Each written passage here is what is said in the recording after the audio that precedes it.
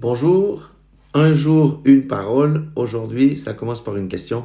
Es-tu prêt à adorer Dieu? Si je vous pose la question, c'est que moi-même, je me suis posé cette question. Nous allons lire un texte où il dit dans Matthieu 10, 32, « C'est pourquoi quiconque se déclarera publiquement pour moi, je me déclarerai moi aussi pour lui devant mon Père qui est dans les cieux. » Amen. J'aimerais quand même dire que l'adoration, c'est pas uniquement le dimanche lorsqu'on a un bon chantre ou une bonne chorale qui nous conduit. Ce n'est pas uniquement lorsqu'on a notre culte personnel ou nos dévotions. C'est surtout la plus haute forme d'adoration, c'est notre vie que nous présentons au monde. C'est notre vie où nous prenons fait et cause pour Dieu. C'est notre vie où nous prenons position contre les lois iniques de ce monde. Par exemple, l'avortement, le mariage de même sexe et toutes ces choses. Nous ne pouvons pas accepter de telles choses.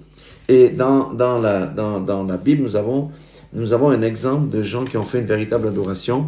Si je prends Joseph, il a adoré Dieu parce qu'il a refusé l'offre de la femme de Potiphar qui lui proposait l'adultère en échange d'avoir une vie plus facile.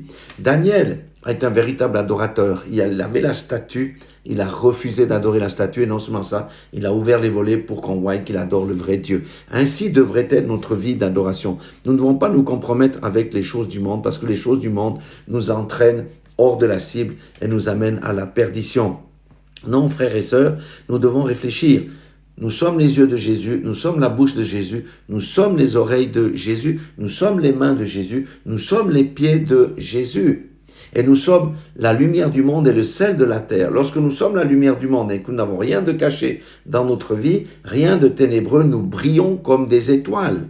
Et nous adorons Dieu par notre comportement, nos actions, nos paroles. Si nous comprenons ces choses, je vous garantis que nous faisons beaucoup plus attention. Nous ferons beaucoup plus attention à ce que nous regardons, ce que nous entendrons, parce que les médisances, les gossips et tout ça, nous entendons ça, et à ce que nous ferons beaucoup plus attention à ce que nous dirons et à la manière dont nous maîtriserons notre bouche. Adorons Dieu en esprit et en vérité. Le Père cherche des adorateurs en esprit et en vérité, et nous honorons Dieu en faisant sa volonté, en marchant dans la consécration, en étant de ses réels ambassadeurs et en officiant comme sacrificateurs du Très-Haut.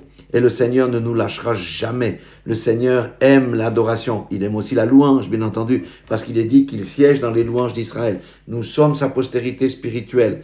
Alors le Seigneur nous appelle à entrer dans l'adoration dans ces temps difficiles. Je vous aime, Dieu vous aime, et soyons des adorateurs en esprit, en vérité, et pas des hypocrites uniquement le dimanche.